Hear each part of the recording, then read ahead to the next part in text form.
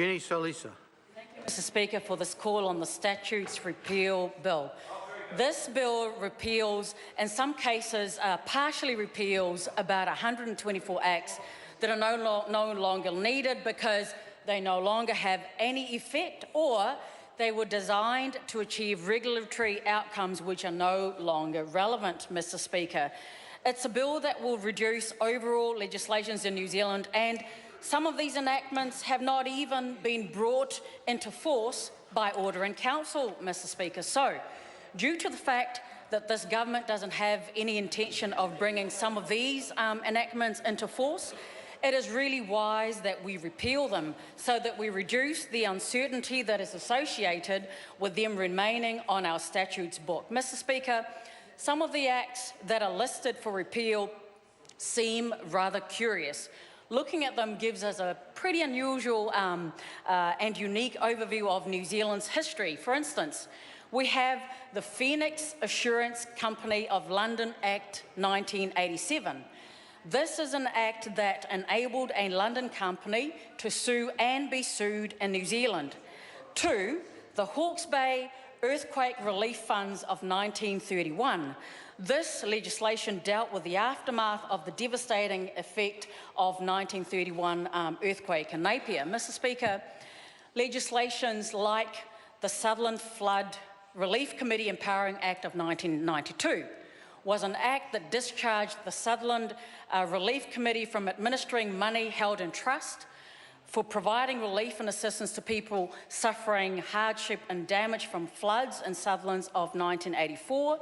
And this is a bill, Mr. Speaker, that was needed at the time, but is no longer needed now. This repeal bill will also repeal over 60 finance acts, something that we all agree, and this is a repeal bill, Mr. Speaker, that we, of course, are in support of, the Labour Party that is. But while there may be colourful and interesting issues that legal historians and, say, a researcher in looking at why we're removing some of these bills, Mr. Speaker, we should also look at why there are certain things that we are not considering. And I know that some of my colleagues, Labour colleagues, spoke about Nook's bill. But the bill that I would actually... Because what's not in the bill is what's not in the bill. This discussion. Okay. So let's talk about the bill. So let me go back to what's in the bill. Mr. Speaker, the oldest statute that this bill will repeal is the Liverpool and London and Globe Insurance Company Act of 1879. This was a fascinating bill, yes. This was a private act that was passed in order to change the name of an insurance company to give it corporate identity.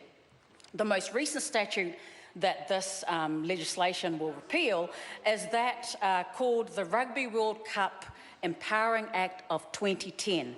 This is an act, Mr. Speaker, that made itself expire on December the 4th of 2014. However, it still remains as an active piece of legislation still in force.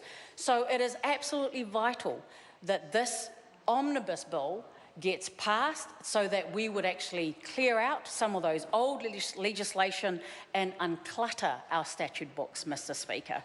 So it is very fitting, and I think it's something that we should absolutely do.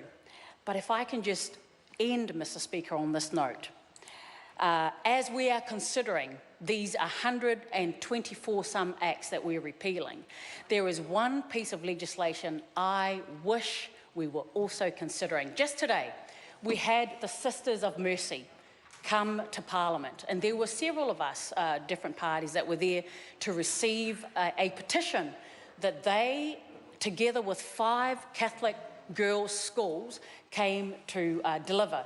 It was a petition called Shelter for All. Mr. Speaker, they said to us as politicians that we should consider housing, especially all of our families and children who are homeless. So my wish, Mr. Speaker, is that we would also be considering in this bill the Housing Accord and Special Housing Act of 2013, something that had so much promise, that it would deliver, that it would house so many of our families, but it is not. Mr. Speaker, we support this bill to first reading, but as I say, we wish it also included various other bills for repeal. Thank you so much, Mr. Speaker.